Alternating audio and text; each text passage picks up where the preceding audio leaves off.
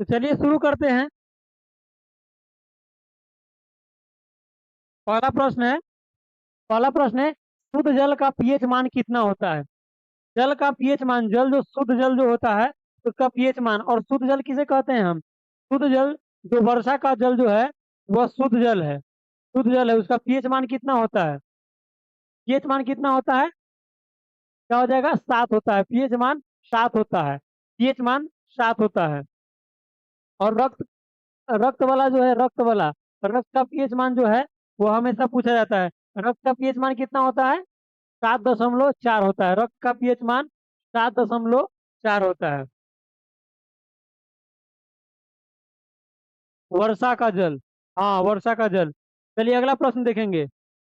अगला प्रश्न है, एनीमिया रोग किसकी कमी से होता है? एनीमिया एनीमिया रोग जो है, एनीमिया बीमारी जो है वह किसकी कमी से होता है? एनीमिया रोग किसकी कमी से होता है? तो क्या हो जाएगा आंसर? आंसर हो जाएगा लोहा। लोहा। और शरीर में जो आयरन या लोहे की जो मात्रा होती है वह कमी रहता है, तो उसकी उसका जो पूर्ति करते हैं किससे करते हैं? तो हरी सब्जी में अधिकतर अधिकतर प्रचुर मात्रा में क्या होता है? लौ की मात्रा होती है। लौ की मात्रा हरी सब्जी में हरी सब्जी में और हरी सब्जी में भी सबसे ज्यादा किस में? तो पालक में होता है। पालक में लौ की मात्रा सबसे अधिक होती है। पालक में, सही है, पालक में होता है। अगला प्रश्न अगला प्रश्न है, मधुमेह मधुमेह का रोग किसकी कमी से होता है? मधुमेह जो होता है, मधुमेह जो होता है वह किसकी कमी से होता है? मधुमेह रोग जो होता है वह किसकी कमी से होता है? क्या हो जाएगा आंसर? इंसुलिन की कमी से। इंसुलिन। और इंसुलिन जो है वह साबित होता है कहाँ पर? इंसुलिन जो है वह उत्पन्न होता है कहाँ पर? पैंक्रियाज में। पैंक्रियाज यानी कि अग्नाशय। अग्नाशय अग्नाशय में अग्नाशय में अग्नाशय के बीटा कोशिका में। अग्नाशय के बीटा कोशिका में अग्नाशय के बीटा कोशिका में क्या होता है? इंसुलिन का स्रावन होता है। चलिए अगला प्रश्न देखेंगे। अगला प्रश्न है, पानी के अंदर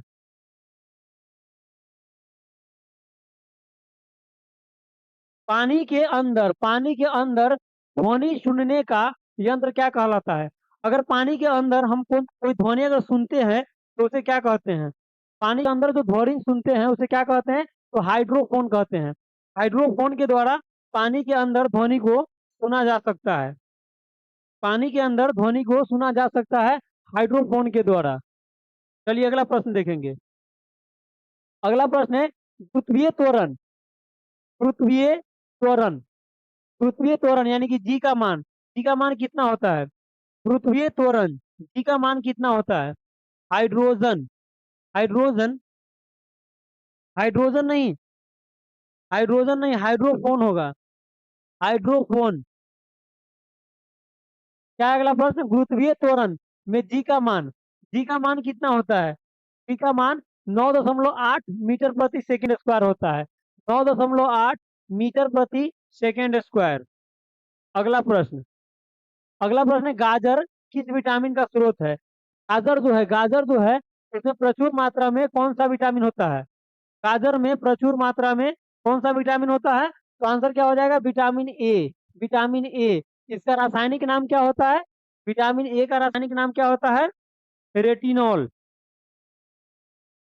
क्या हो जाएगा? रेटिनॉल। रेटिनॉल। रेटिनॉल होता है। और विटामिन ए की कमी से कौन सा रोग होता है? विटामिन ए की कमी से क्या होता है? तो रतौंधी। रतौंधी होता है। विटामिन ए की कमी से रतौंधी नामक बीमारी होती है। रेटिनॉल सही है आंसर। रेटिनॉल। और विटामिन ए की कमी से क्या होता है? रतौंधी नामक बीमारी होता है। रतौंधी नामक। और सबसे प्रचुर मात्रा में गाजर में विटामिन ए पाया जाता है। अगला प्रश्न देखेंगे। अगला प्रश्न है, डेसिबल से क्या मापा जाता है? डेसिबल। डेसिबल क्या है? एक मापक मापक इकाई है डेसिबल। डेसिबल। और इसमें क्या मापा जाता है? डेसिबल में क्या मापा जाता है? गाजर का लाल रंग किसके कारण होता है? गाजर का लाल रंग गाजर का लाल रंग शायद कैरोटीन के कारण होता है। देख लीजिएगा, ये कंफर्म पता नहीं है। क्या हो जाएगा? डेसिबल से क्या मापा जाता है? तो क्या मापा जाता है डेसिबल से? ध्वनि की तीव्रता। ध्वनि की तीव्रता डेसिबल में मापा जाता है। ध्वनि की तीव्रता डेसिबल में मापा जाता है। अगला प्रश्न देखेंगे। और ध्वनि क्या है? ध्वनि ध्वनि कैसा तरंग है? ध्वनि ध्वनि ध्वनि अनुदैर्घ्य तरंग है। ध्वनि जो है वह अनुदैर्घ्य तरंग है, अनुदैर्घ्य तरंग। अनुदैर्घ्य और प्रकाश कहेगा प्रकाश। प्रकाश तो क्या हो जाएगा? अनुप्रस्थ हो जाएगा। प्रकाश अनुप्रस्थ और ध्वनि अनुदैर्घ्य तरंग। अगला प्रश्न। अगला प्रश्न है, किसी विद्युत तापक की कुंडली, किसी विद्युत विद्युत तापक की कुंडलिनी बनी होती है, यानी यहाँ पर कुंडली है, कुंडली कुंडली बनी होती है। किसी विद्युत तापक किसी विद्युत तापक की कुंडली बनी होती है। कुंडली बनी होती है, किसकी बनी होती है? तो नाइक्रोम की बनी होती है।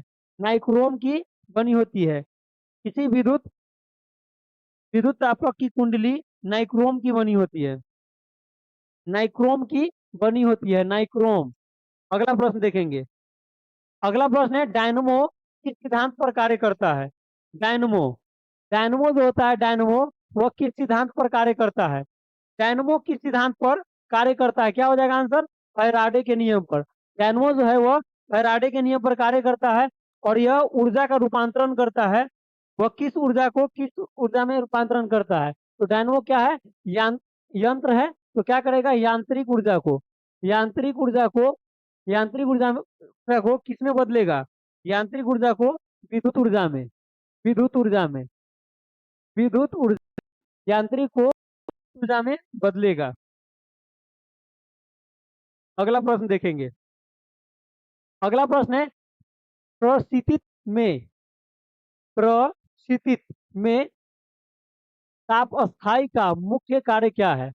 प्रस्थितित में ताप स्थायी का मुख्य कारण क्या है?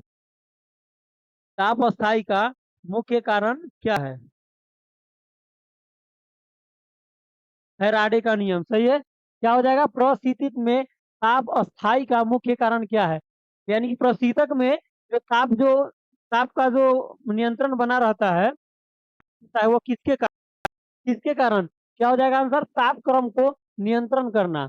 तापक्रम को नियंत्रण करना। तापक्रम को नियंत्रित करता है।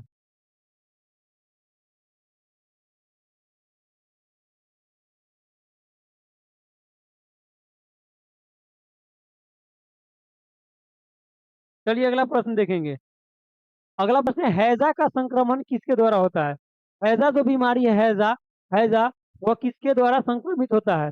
हैजा हैजा का जो संक्रमण होता है वह किसके द्वारा? तो जीवाणु के द्वारा। हैजा का संक्रमण होता है जीवाणु के द्वारा होता है। जीवाणु के द्वारा। अगला प्रश्न। अगला प्रश्न है, गुरुत्वाकर्षण का नियम किसने दिया था? गुरुत्वाकर्षण का नियम गुरुत्वाकर्षण का नियम किसने दिया था? क्या हो जाएगा आंसर? न्यूटन ने दिया था। गुरुत्वाकर्षण का नियम न्यूटन ने दिया था। और गुरुत्वाकर्षण जो है, गुरुत्वाकर्षण गुरुत्वाकर्षण न्यूटन ने दिया था। और न्यूटन जो गति का नियम दिए थे, कितना नियम दिए थे? 3 नियम। पहला, दूसरा और तीसरा। पहला नियम जो है गति का, पहला नियम क्या कहते हैं? जड़त्व का नियम कहते हैं। जड़त्व का नियम कहते हैं, या इसे ही गैलीलियो गैली गैलीलियो का नियम कहते हैं इसे ही। और इसे ही ये पहला जो है, पहला यही क्या करता है? बल की परिभाषा देता है। बल की परिभाषा परिभाषा देता है। बल की परिभाषा देता है। और दूसरा क्या है? दूसरा से क्या मिलता है? बल का सूत्र मिलता है। बल का सूत्र मिलता है। और तीसरा क्या है? क्रिया के प्रति विपरीत प्रतिक्रिया होता है। क्रिया के प्रति विपरीत प्रतिक्रिया होता है। यह बल की प्रकृति को बताता है। बल की प्रकृति बल की प्रकृति बल की प्रकृति को बताता है। बल की प्रकृति को बताता है। सबसे कमजोर बल। हाँ, सबसे कमजोर बल क्या होता है? गुरुत्वाकर्षण बल जो है वह सबसे कमजोर होता है। सबसे कमजोर, सही है। सबसे कमजोर बल होता है। सबसे कमजोर बल होता है गुरुत्वाकर्षण बल। चलिए अगला प्रश्न देखेंगे। अगला प्रश्न है, साधारण नमक का रासायनिक नाम क्या होता है? साधारण नमक, साधारण नमक जो है उसका रासायनिक नाम क्या होता है? Sodium chloride, sodium chloride. साधारण नमक का रासायनिक नाम क्या होता है? सोडियम क्लोराइड, सोडियम क्लोराइड हो जाएगा। क्या हो जाएगा? Sodium chloride, NaCl, NaCl। सही है, NaCl हो जाएगा। अगला प्रश्न, अगला प्रश्न है, आग बुझाने वाली गैस कौन सी है? आग बुझाने वाली गैस कौन सी है?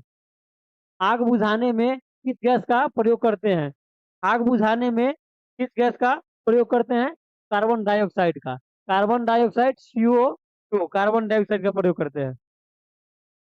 अगला प्रश्न, अगला प्रश्न है, फ्यूज का तार बना होता है। फ्यूज का तार, फ्यूज का तार तो आप लोग कभी नहीं भूलिएगा, क्योंकि जब भी कोई मिश्र धातु के बारे में पूछता है तो उसमें हम फ्यूज वाला मिश्रण जो है जरूर बताते हैं। तो फ्यूज वाला तो आप लोगों को याद हो गया होगा। फ्यूज और सोल्डर, फ्यूज और सोल्डर, फ्यूज और सोल्डर दोनों का क्या होता है? दोनों का एक ही होता है, टीन और सीसा।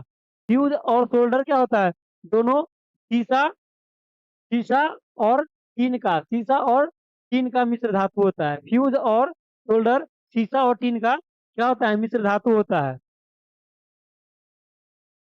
अगला प्रश्न, अगला प्रश्न है, शुष्क सेल में कौन सी ऊर्जा होती है? शुष्क सेल, शुष्क सेल जो होता है, सेल यानी कि बैटरी, बैटरी जो होता है, सूखा बैटरी जो होता है, में कौन सी ऊर्जा होती है? कौन सी ऊर्जा होती है? तो तेल में कौन सी ऊर्जा होती है? तो रासायनिक ऊर्जा होती है, रासायनिक ऊर्जा। और यह रासायनिक ऊर्जा क्या करता है?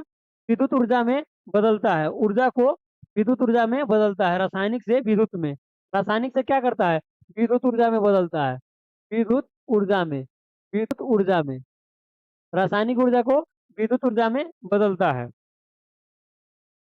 अगला प्रश्न, अगला प्रश्न है, सूर्य में कौन सा तत्व सर्वाधिक मात्रा में रहता है?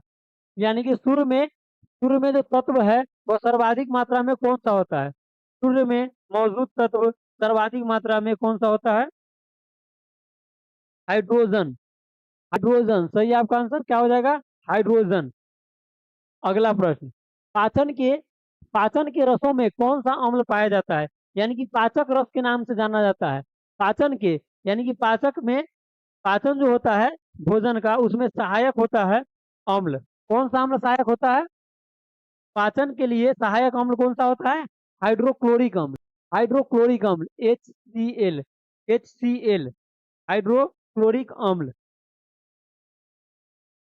चलिए अगला प्रश्न देखेंगे। अगला प्रश्न है, भाप का अति तापन किस दाब पर किया जाता है? भाप, भाप जो होता है, भाप यानी कि जल को जब गर्म करते हैं तो क्या बनता है? वाष्प बनता है, वाष्प। उसे उसे ही क्या कहते हैं? भाप कहते हैं। तो भाप का जो अति तापन होता है, अति तापन होता है, वो किस दाब पर होता है? किस दाब पर होता है? तो क्या हो जाएगा? अचर दाब पर, अचर दाब पर हो जाएगा। अगला प्रश्न, अगला प्रश्न है, 273, 273 डिग्री, 273 -273 डिग्री सेल्सियस तापमान क्या कहलाता है? -273 डिग्री सेल्सियस तापमान क्या कहलाता है? क्या कहते हैं इसे? -273 डिग्री सेल्सियस तापमान को क्या कहते हैं? परम शून्य ताप कहते हैं, परम शून्य ताप कहते हैं, परम शून्य ताप। चलिए अगला प्रश्न देखेंगे।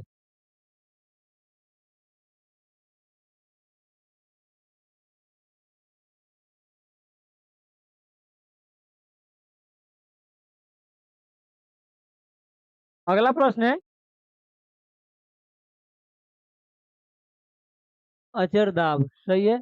अगला प्रश्न देखिए, अगला प्रश्न क्या है, दिया सलाई के शीर्ष में लगा फास्फोरस होता है। दिया सलाई यानी कि माचिस में हम लोग जो प्रयोग करते हैं, माचिस में, उसमें शीर्ष पर, माचिस के तिल्ली जो होता है उसमें शीर्ष पर, जैसे तिल्ली के ऊपर शीर्ष पर जो लाल जो लगा रहता है, जिसे क्या कहते हैं? फास्फोरस कहते हैं, फास्फोरस कहते हैं। लाल जो फास्फोरस होता है, फास्फोरस यहाँ पर लाल नहीं दिया गया है, केवल फास्फोरस दिया गया है। तो वह कौन सा फास्फोरस होता है? तो लाल फास्फोरस होता है, लाल फास्फोरस होता है। और फास्फोरस बताए थे आप लोगों को कि दो दो प्रकार का होता है, एक लाल होता है, एक लाल जो ये है, और एक होता है श्वेत, श्वेत या इसे हम पीला भी कहते हैं, पीला भी कहते हैं। श्वेत फास्फोरस या पीला फास्फोरस कहते हैं। तो ये श्वेत फास्फोरस और पीला फास्फोरस जो है, यह लगभग 42 डिग्री या 40 डिग्री सेल्सियस तापमान पर यह अभिक्रिया करने लगता है ऑक्सीजन से। इसीलिए इसे कहाँ पर रखा जाता है? फास्फोरस को जल में डुबा कर रखा जाता है, जल में डुबा कर रखा जाता है, श्वेत या पीला फास्फोरस को। और लाल जो है, इसका प्रयोग माचिस में करते हैं, क्योंकि यह अभिक्रिया नहीं करता है ऑक्सीजन से। फटका फट, फटाका फटाका में लाल रंग फास्फोरस और हरा बोरॉन के कारण नहीं। फटाका में जो लाल रंग होता है स्ट्रोंशियम के कारण होता है, और पीला जो होता है सोडियम के कारण होता है, और हरा जो होता है वो बोरॉन के कारण होता है, बेरियम के कारण। क्या होता है? हरा हरा जो होता है बेरियम के कारण, बेरियम बेरियम के कारण। और पीला जो होता है, पीला सोडियम के कारण। और लाल लाल जो होता है स्ट्रोंशियम के कारण, स्ट्रोन स्ट्रोंशियम स्ट्रोंशियम स्ट्रोंशियम के कारण होता है। चलिए अगला प्रश्न देखेंगे। अगला प्रश्न है बर्नौली का प्रमेय। बर्नौली का प्रमेय बर्नौली का प्रमेय बर्नौली का प्रमेय किसकी व्याख्या करता है? बर्नौली प्रमेय जो है वह किसकी व्याख्या करता है? बर्नौली प्रमेय किसकी व्याख्या करता है? ऊर्जा के संरक्षण का। ऊर्जा के संरक्षण पर आधारित है बर्नौली प्रमेय, ऊर्जा के संरक्षण पर। अगला प्रश्न अगला प्रश्न है प्रतिबल किसका मात्रक है? प्रतिबल जो है, प्रतिबल का मात्रक क्या होता है? प्रतिबल का मात्रक क्या होता है? क्या हो जाएगा? न्यूटन प्रति मीटर स्क्वायर। प्रतिबल का मात्रक क्या हो जाएगा? न्यूटन प्रति मीटर स्क्वायर, न्यूटन प्रति मीटर स्क्वायर।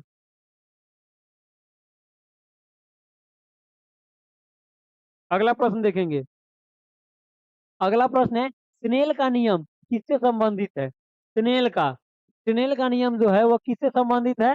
किससे संबंधित है? तो प्रकाश के अपवर्तन से, प्रकाश के अपवर्तन से संबंधित है स्नेल का नियम। स्नेल का नियम जो है वह प्रकाश के अपवर्तन से संबंधित है, प्रकाश के अपवर्तन से। अगला प्रश्न प्रोड्यूसर गैस किसका मिश्रण होता है? Producer gas producer gas producer gas जो है वह किसका मिश्रण होता है? प्रोड्यूसर गैस किसका मिश्रण होता है? तो कार्बन मोनोऑक्साइड और नाइट्रोजन का, कार्बन मोनोऑक्साइड और नाइट्रोजन का। प्रोड्यूसर गैस किसका मिश्रण होता है? कार्बन मोनोऑक्साइड और नाइट्रोजन का। और प्रोड्यूसर गैस को ही क्या कहते हैं?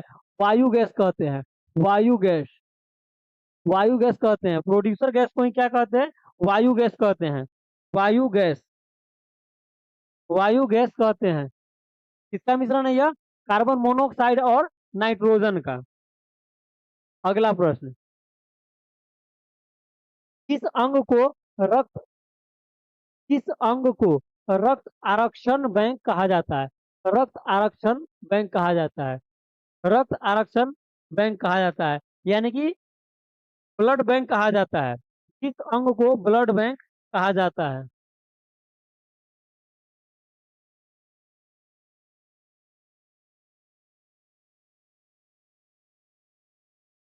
किस अंग को ब्लड बैंक यानी कि रक्त आरक्षण बैंक कहा जाता है? किसे कहा जाता है? तो प्लीहा को कहा जाता है, प्लीहा को। ब्लड बैंक किसे कहा जाता है? तो प्लीहा को कहते हैं, प्लीहा को। अगला प्रश्न एक रॉकेट काम करता है, रॉकेट जो है वह काम करता है, रॉकेट काम करता है किस सिद्धांत पर काम करता है? रॉकेट जो है वह किस सिद्धांत पर कार्य करता है? क्या हो जाएगा? रेखीय संवेग संरक्षण के सिद्धांत पर। रॉकेट जो है वह कार्य करता है रेखीय संवेग संरक्षण के सिद्धांत पर, रेखीय संवेग संरक्षण के सिद्धांत पर रॉकेट जो है वह कार्य करता है। अगला प्रश्न है प्रत्यावर्ती धारा प्रत्यावर्ती धारा को दिष्ट धारा यानी कि प्रत्यावर्ती धारा एसी को कहते हैं, एसी करंट को। और प्रत्यावर्ती धारा को दिष्ट धारा यानी कि डीसी में एसी को डीसी में बदलता है। कौन बदलता है? एसी करंट को डीसी में कौन बदलता है? तो रेक्टिफायर, रेक्टिफायर। एसी करंट को डीसी में बदलता है रेक्टिफायर, रेक्टिफायर के द्वारा बदला जाता है। अगला प्रश्न, अगला प्रश्न है डेनियल सेल में प्रयुक्त विद्युत अपघट्य, डेनियल सेल में प्रयुक्त विद्युत अपघट्य है, डेनियल सेल में प्रयुक्त विद्युत अपघट्य अम्ल कौन सा है? डेनियल सेल में प्रयुक्त प्रयुक्त विद्युत अपघट्य अम्ल कौन सा है? तो H2SO4, H2SO4 क्या हो जाएगा? H2SO4 इसे क्या कहते हैं? सल्फ्यूरिक अम्ल कहते हैं।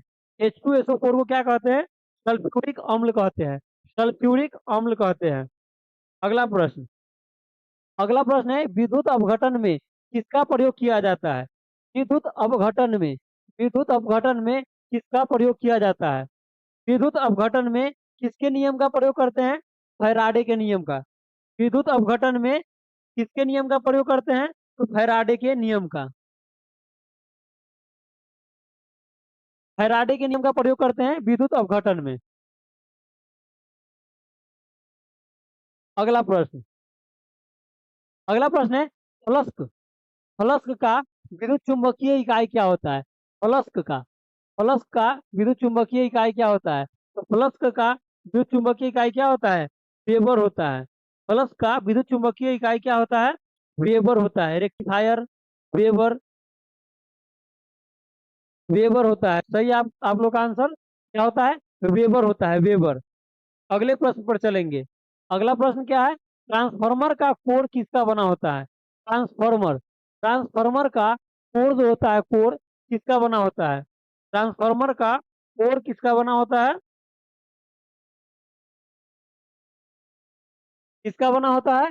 तो नर्म लोहे का, नर्म लोहे का। और नर्म लोहा को क्या कहते हैं? मृदु लोहा कहते हैं, मृदु लोहा कहते हैं। नर्म लोहा को क्या कहते हैं? मृदु लोहा कहते हैं। और ट्रांसफार्मर जो है यह कार्य करता है किस पर? केवल एसी करंट पर कार्य करता है, केवल एसी करंट पर ट्रांसफार्मर कार्य करता है। और ट्रांसफार्मर केवल क्या करता है? एसी वोल्टेज को निम्न एसी वोल्टेज में और निम्न एसी वोल्टेज को उच्च एसी वोल्टेज में बदलने का कार्य करता है, नर्म लोहा। सही है आप लोग का आंसर। चलिए अगला प्रश्न पर चलते हैं।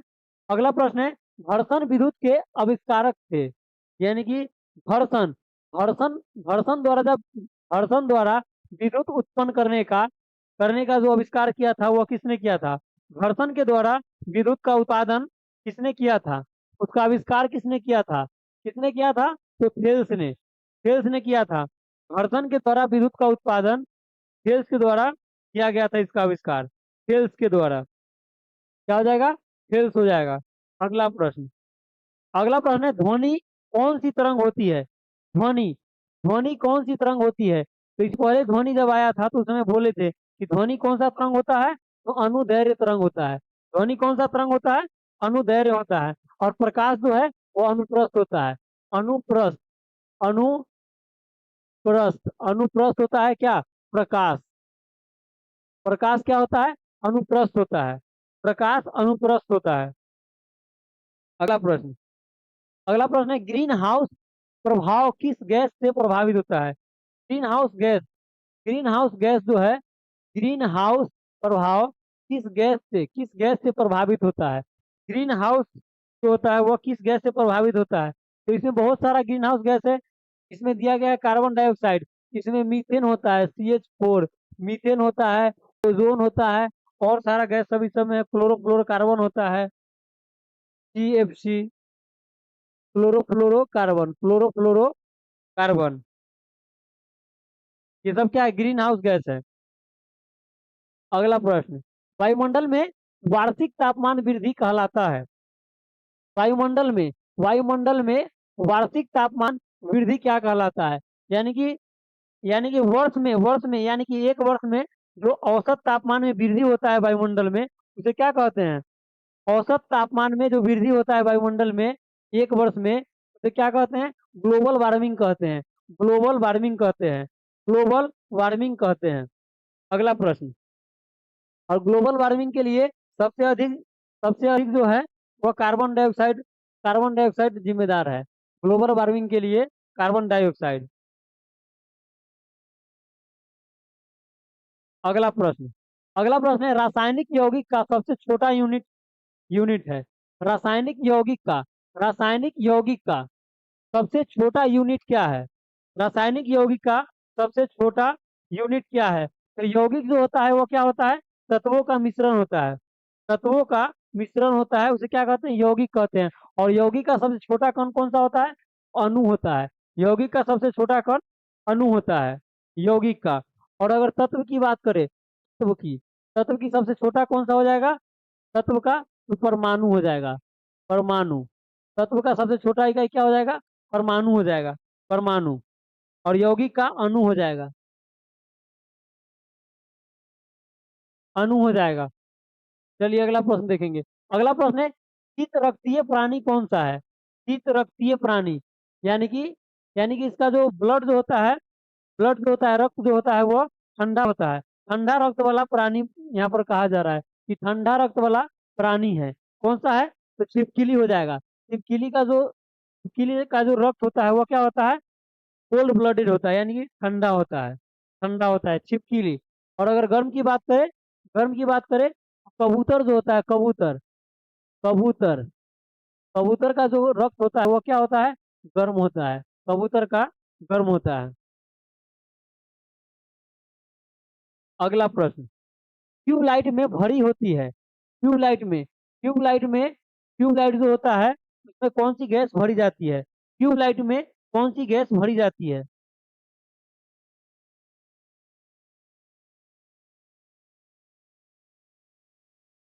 चमगादड़ का भी, हाँ चमगादड़ का भी है। क्या हो जाएगा? ट्यूबलाइट में कौन सी गैस भरी जाती है? तो क्या हो जाएगा? पारे की वाष्प। पारा यानी कि मरकरी, मरकरी जिसे क्या कहते हैं? एचजी से भी, एचजी से डिनोट करते हैं पारा को, पारा को। यानी कि पारे का वाष्प, पारे का वाष्प और आर्गन गैस को, पारे का वाष्प और आर्गन गैस को भरते हैं किस में? ट्यूबलाइट में भरते हैं, ट्यूबलाइट में। अगला प्रश्न, टाइफाइड किस अंग को प्रभावित करता है? टाइफाइड जो बीमारी है वो किस अंग को प्रभावित करता है? टाइफाइड बीमारी जो है वो किस अंग को प्रभावित करता है? क्या हो जाएगा आंसर? आंख को। टाइफाइड जो है वो आंत को प्रभावित करता है। टाइफाइड के द्वारा द्वारा क्या होता है? मानव शरीर का आंत, आंत प्रभावित होता है, आंत। चलिए अगला प्रश्न देखेंगे।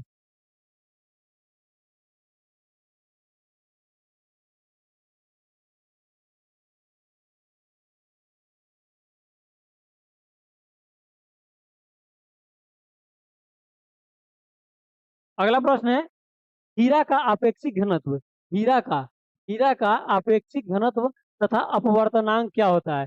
हीरा का अपेक्षिक घनत्व और अपवर्तनांक कितना होता है? अपेक्षिक घनत्व कितना होता है इसका? हीरा का घनत्व कितना होता है? तो 3.51 ग्राम प्रति सेंटीमीटर क्यूब। घनत्व कितना होता है? 3.51 ग्राम प्रति सेंटीमीटर क्यूब। और इसका अपवर्तनांक जो होता है वो 2.42 होता है। अपवर्तनांक 2.42, और इसका सापेक्षिक घनत्व कितना हो जाएगा? 3.51 ग्राम प्रति सेंटीमीटर क्यूब, ग्राम प्रति सेंटीमीटर क्यूब हो जाएगा। अगला प्रश्न, अगला प्रश्न है, भारी जल का अनुभार कितना होता है? भारी जल का, भारी जल यानी कि डी टू ओ, इसका अनुभार कितना होता है? डी का अनुभार कितना होता है? तो 20 होता है। डी का अनुभार कितना होता है? 20 होता है। और ये डी जो है क्या है? हाइड्रोजन का, हाइड्रोजन का समस्थानिक है, हाइड्रोजन का समस्थानिक है। अगला प्रश्न, आरडीएक्स का अन्य नाम क्या होता है? आरडीएक्स का, आरडीएक्स का अन्य नाम क्या होता है? तो साइक्लोनाइट, साइक्लोनाइट। आरडीएक्स का अन्य नाम साइक्लोनाइट, यानी कि साइक्लोनाइट के द्वारा भी आरडीएक्स को जाना जाता है। आरडीएक्स का फुल फॉर्म क्या होता है? आरडीएक्स का फुल फॉर्म क्या होता है? Research development explosive, research development explosive, research development explosive. चलिए आगे बढ़ते हैं। अगला प्रश्न क्या है? प्रोटॉन का भार इलेक्ट्रॉन के भार का कितना होता है? यानी कि प्रोटॉन का जो भार होता है इलेक्ट्रॉन के भार का कितना गुना होता है? इलेक्ट्रॉन के भार का कितना गुना होता है? तो 1836 गुना। इलेक्ट्रॉन का भार जो होता है, इलेक्ट्रॉन का उससे 1836 गुना बड़ा होता है प्रोटॉन का भार। यानी कि प्रोटॉन जो होता है, प्रोटॉन जो होता है, प्रोटॉन प्रोटॉन का भार जो होता है इलेक्ट्रॉन के भार से 1836 गुना क्या होता है, अधिक होता है। 1836 गुना अधिक होता है। और प्रोटॉन क्या है, इसमें जो आवेश होता है वो क्या होता है, धनावेश होता है। और इलेक्ट्रॉन में क्या होता है, ऋण आवेश होता है। और न्यूट्रॉन की बात करें अगर न्यूट्रॉन की बात, तो न्यूट्रॉन क्या होता है, आवेशहीन होता है। यानी कि इसमें जीरो होता है। जीरो आवेश यानी कि आवेशहीन होता है, इसमें कोई आवेश नहीं होता है।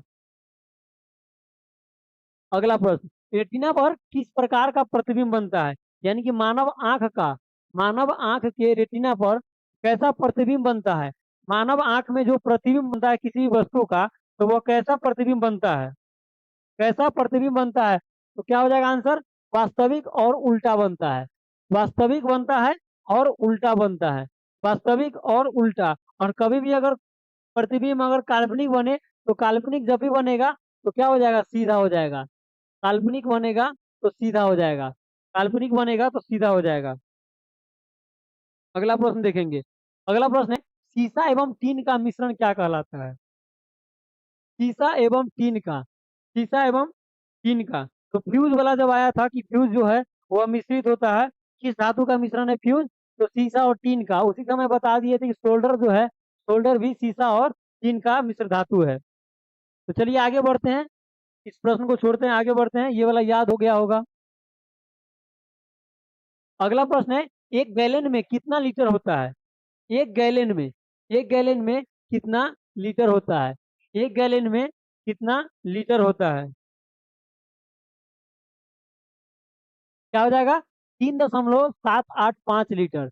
एक गैलन में 3.785 लीटर हो जाएगा। अगला प्रश्न, अगला प्रश्न है, नींद का अध्ययन क्या कहलाता है। नींद का, नींद का, नींद का अध्ययन क्या कहलाता है। नींद का अध्ययन क्या कहलाता है, लीटर। बताइएगा, अगले प्रश्न का जवाब दीजिएगा।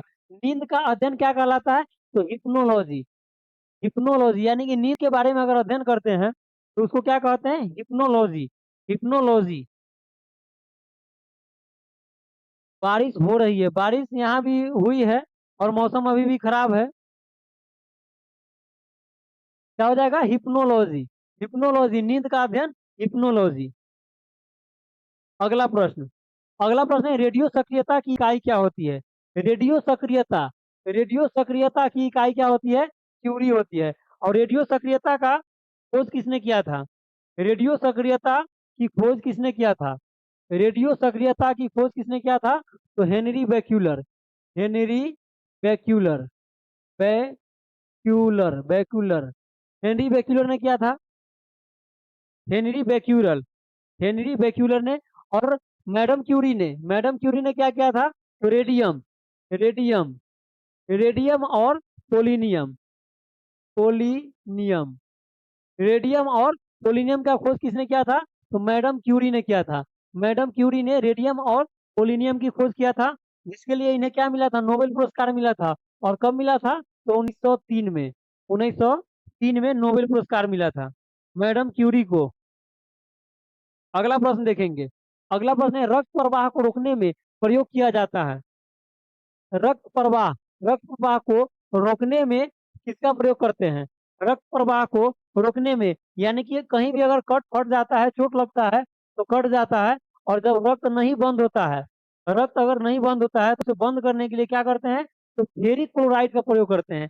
Ferric chloride, ferric chloride. और इसे आमतौर पर क्या कहा जाता है, फेरिक क्लोराइड को फिटकिरी कहा जाता है। फिटकिरी कहा जाता है। जो हम लोग गांव में इस्तेमाल करते हैं, ज्यादा करके सैलून में ये सब में इस्तेमाल किया जाता है फिटकिरी का। तो आप लोगों को पता होगा कि सैलून में अगर थोड़ा सा अगर कट जाता है, तो अगर रक्त निकलने लगता है तो क्या यूज करता है, फिटकिरी का यूज किया जाता है उसमें। और उसे ही क्या कहते हैं, उसी का रासायनिक नाम है फेरिक क्लोराइड। फिटकिरी का ही रासायनिक नाम है फेरिक क्लोराइड। चलिए अगला प्रश्न देखेंगे। अगला प्रश्न है, रुधिर को थक्का जमने में सहायक होता है। रुधिर जो होता है,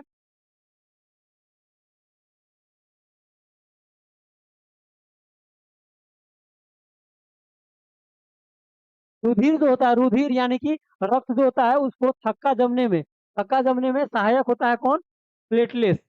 रक्त को थक्का जमने में सहायक कौन होता है, प्लेटलेस होता है। उसके बाद क्या होता है, फाइब्रिनोजेन। Fibrino fibrinogen fibrinogen.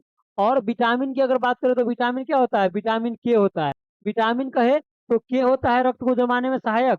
और प्रोटीन की बात करें तो फाइब्रिनोजेन होता है और प्लेटलेट्स भी होता है। प्लेटलेट्स भी होता है। चलिए अगला प्रश्न देखेंगे। अगला प्रश्न है, मस्तिष्क तथा सिर के अध्ययन से संबंधित संबंधित अध्ययन को क्या कहते हैं? यानी कि मस्तिष्क और सिर से संबंधित अध्ययन को क्या कहते हैं? मस्तिष्क और सिर से सर सिर यानी कि सर, मस्तिष्क और सर से संबंधित अध्ययन को क्या कहते हैं? क्या कहा जाता है? तो फ्रेनोलॉजी कहा जाता है। फ्रेनोलॉजी कहा जाता है। मस्तिष्क और सिर के अध्ययन को क्या कहते हैं? फ्रेनोलॉजी कहते हैं। अगला प्रश्न देखेंगे। अगला प्रश्न है, सबसे अधिक तथा सबसे कम तरंग दैर्घ्य किसका होता है? सबसे अधिक और सबसे कम तरंग दैर्घ्य किस कलर कलर का होता है? किस रंग का होता है? सबसे अधिक तरंग दैर्घ्य किसका होता है? तो सबसे अधिक लाल का होता है। सबसे अधिक किसका होता है? लाल का। और सबसे कम अगर कहे तो क्या हो जाएगा? बैगनी का। सबसे कम तरंग दैर्घ्य किसका होता है? बैगनी का। और सबसे अधिक लाल का होता है। लाल का। और सबसे अधिक अगर प्रकीर्णन की बात करें, प्रकीर्णन सबसे अधिक अधिक अधिक प्रकीर्णन प्र प्रकीर्णन सबसे अधिक प्रकीर्णन किसका हो जाएगा? बैगनी का। और सबसे कम प्रकीर्णन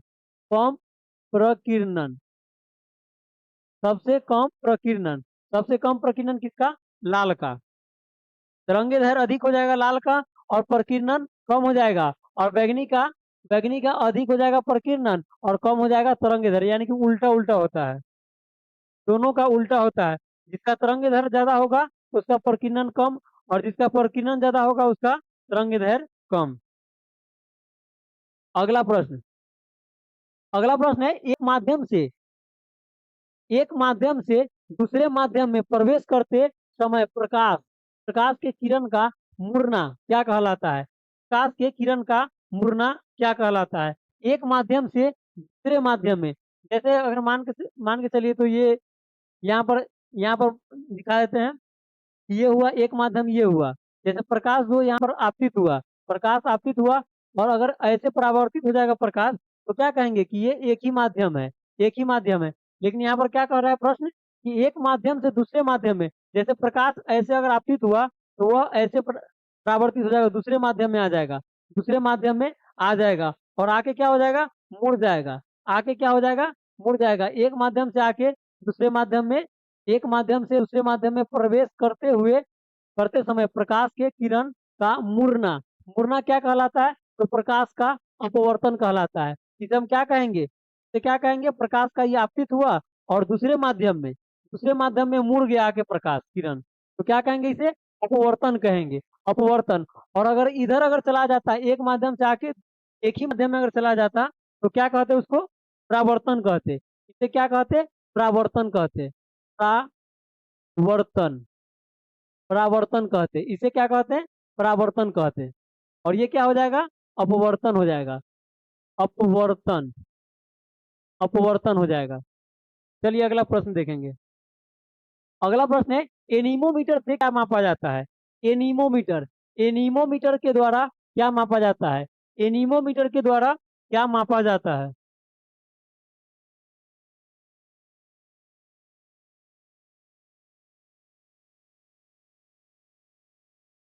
एनीमोमीटर के द्वारा क्या मापा जाता है? तो हवा की शक्ति तथा गति। हवा की शक्ति तथा गति। कोई बात नहीं है, आपका फोन चार्ज नहीं है, कोई बात नहीं है, जब चार्ज होगा तो देख लीजिएगा। अब फोन चार्ज नहीं है तो क्या कीजिएगा? चलिए अगला प्रश्न देखेंगे। क्या है? एनीमोमीटर से क्या मापा जाता है? तो हवा की शक्ति और गति। अगला प्रश्न देखेंगे। अगला प्रश्न है, एक फर्मी में कितना मीटर होता है? एक फर्मी एक फर्मी में कितना कितना मीटर होता है? एक फर्मी में कितना मीटर होता है? क्या हो जाएगा? एक फर्मी में 10⁻⁻15 मीटर होता है। एक फर्मी बराबर 10⁻⁻15 मीटर होता है। 10⁻⁻15 मीटर होता है। अगला प्रश्न देखेंगे। अगला प्रश्न है, लाल और हरा रंग के मिलाने से कौन सा रंग बनता है? लाल और हरा रंग को अगर मिलाएंगे तो उसका मिश्रण कलर जो होगा वो कौन सा होगा? लाल और हरा।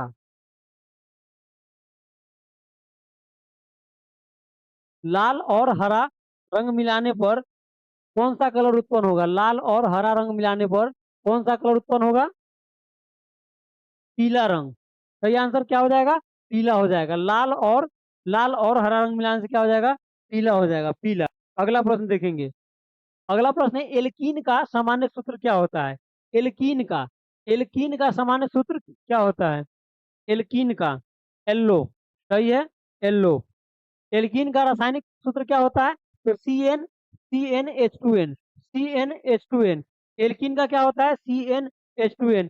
अगला प्रश्न है, सोडियम को किस द्रव में रखा जाता है? सोडियम को सोडियम को सोडियम को किस द्रव में रखा जाता है? यानी कि सोडियम जो है यह भी क्या है? अभिक्रियाशील धातु है। सोडियम जो है यह भी अभिक्रियाशील धातु है। क्या करता है? ऑक्सीजन से अभिक्रिया कर लेता है। सोडियम ऑक्सीजन से अभिक्रिया करके और जलने लगता है, इसीलिए इसको कहाँ रखा जाता है? तो केरोसिन के तेल में केरोसिन के तेल में केरोसिन के तेल में यानी कि मिट्टी के तेल में रखा जाता है। मिट्टी के तेल में। और फास्फोरस को कहाँ पर रखा जाता है? तो जल में रखा जाता है। याद रखिएगा, सोडियम को केरोसिन में और जल में फास्फोरस को जल में। चलिए अगला प्रश्न देखेंगे।